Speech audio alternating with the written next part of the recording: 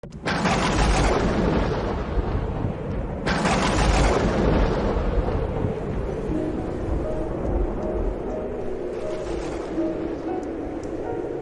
Seigneur soit avec vous. Et avec votre esprit. Évangile de Jésus-Christ selon saint Marc. Gloire à toi, Seigneur. En ce jour-là, comme il y avait de nouveau une grande foule et que les gens n'avaient rien à manger, Jésus appelle à lui ses disciples et leur dit: J'ai de la compassion pour cette foule, car depuis 3 jours déjà, ils restent auprès de moi et n'ont rien à manger. Si je les renvoie chez eux à jeûne, ils vont défaillir en chemin, et certains d'entre eux sont venus de loin. Ses disciples lui répondirent: Où donc pourra-t-on trouver du pain pour les rassasier ici dans le désert? Il leur demanda: Combien de pain avez-vous? Ils lui dirent: 7. Alors il ordonna à la foule de s'asseoir par terre, puis prenant les 7 pains et rendant grâce, il les rompit et il les donnait à ses disciples pour que ceux-ci les distribuent, et ils les distribuèrent à la foule. Ils avaient aussi quelques petits poissons que Jésus bénit et fit aussi distribuer. Les gens mangèrent et furent rassasiés. On ramassa les morceaux qui restaient, cela faisait 7 corbeilles. Or, ils étaient environ 4000. Puis Jésus les renvoya. Aussitôt, montant dans la barque avec ses disciples, il alla dans la région de Dalmanuta. Acclamons la parole de Dieu. Louange à toi, Seigneur Jésus. L'évangile d'aujourd'hui nous relate la multiplication des pains et des poissons. J'aimerais, dans cette méditation, me concentrer sur 2 aspects de ce grand miracle. C'est un miracle. Le Seigneur a fait des miracles, il continue de les faire. Mais les miracles portent en eux des enseignements. Un miracle, et le Seigneur les a fait, ce sont des faits historiques, des événements qui se sont déroulés. Ce ne sont pas des symboles, ce sont des faits historiques qui portent des symboles. C'est différent. Le Seigneur a fait des miracles. Ce ne sont pas des inventions des évangélistes pour nous donner un enseignement. Les miracles sont des faits historiques qui se sont passés, que Jésus a fait.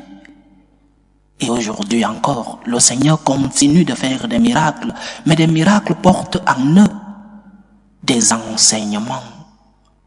Alors, parce que vous allez écouter beaucoup de fois, et même beaucoup de prêtres qui disent que les miracles sont des symboles pour nous transmettre un enseignement. Oui, mais ce sont d'abord des faits historiques.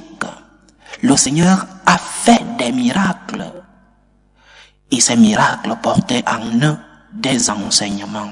Ceci dit, le premier aspect que j'aimerais souligner dans ce miracle de notre Seigneur, c'est la sensibilité de Jésus-Christ, la compassion de Dieu, la compassion de Jésus devant cette foule dans la précarité, la compassion de Dieu devant la précarité de l'homme.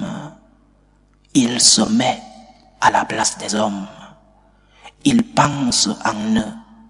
Il a les yeux pour voir les besoins des hommes.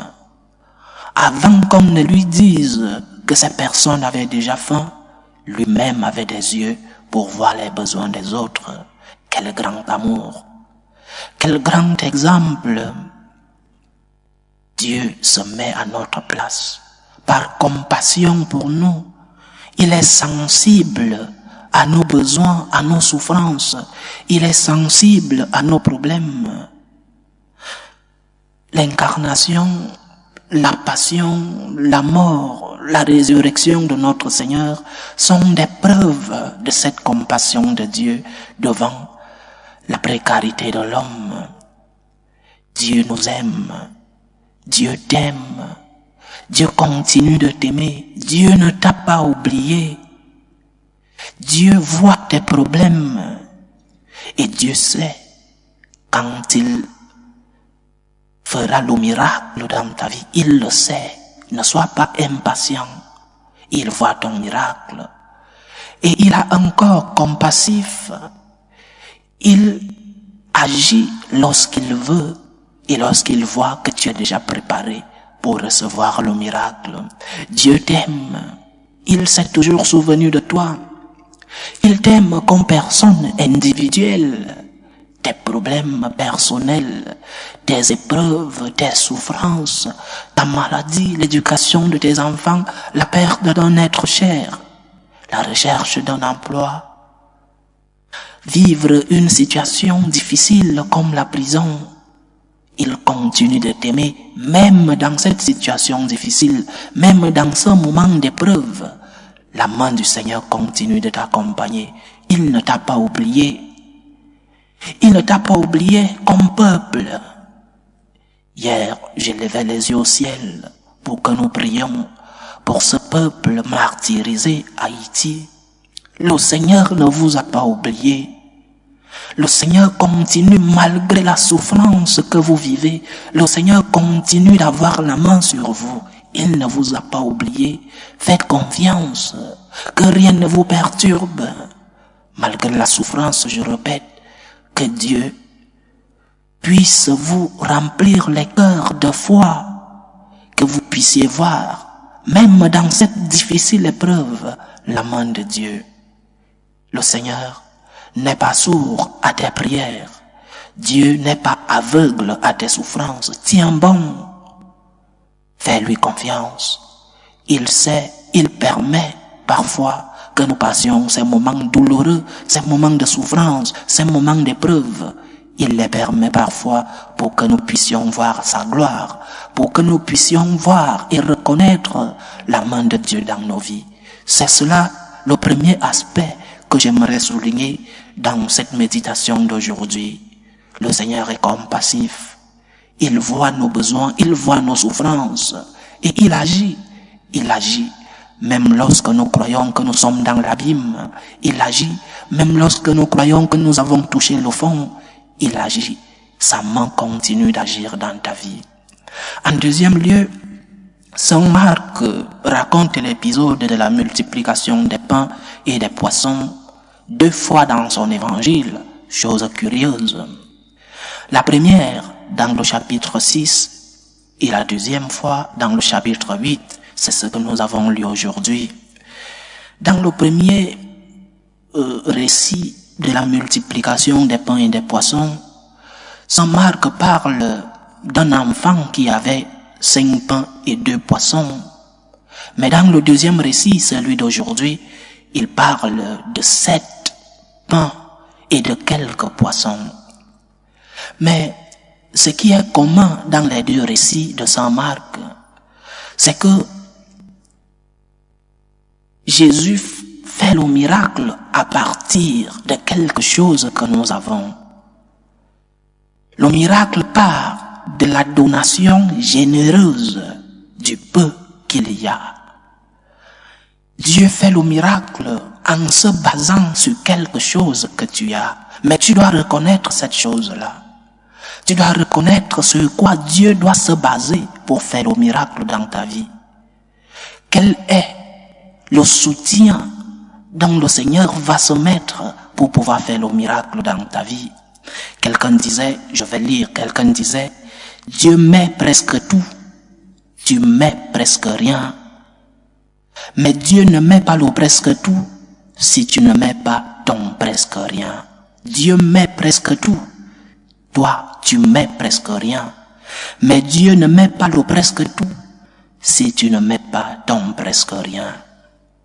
J'aime souvent citer Saint Augustin. Dieu qui t'a créé sans toi ne te sauvera pas sans toi. Tu dois collaborer pour que le Seigneur fasse le miracle dans ta vie. C'est une règle dans la vie spirituelle. Le miracle, c'est Dieu qui le fait. Mais Dieu veut voir. Dieu veut que nous fassions un effort nous aussi. Dieu veut que nous donnions nos petites sources. Dieu veut que nous donnions nos petits moyens, notre petitesse pour que le miracle s'accomplisse. Un exemple. Ne demande pas à Dieu de réussir à un examen si tu n'as pas étudié. Ce n'est pas comprendre Dieu. Ce n'est pas le Dieu chrétien en tout cas. Le Dieu chrétien veut que tu étudies. Et lui, par sa lumière et par son intelligence, il t'aidera le jour de l'examen. Dieu veut que tu fasses un effort et lui, il viendra faire le miracle et tu dois faire des efforts.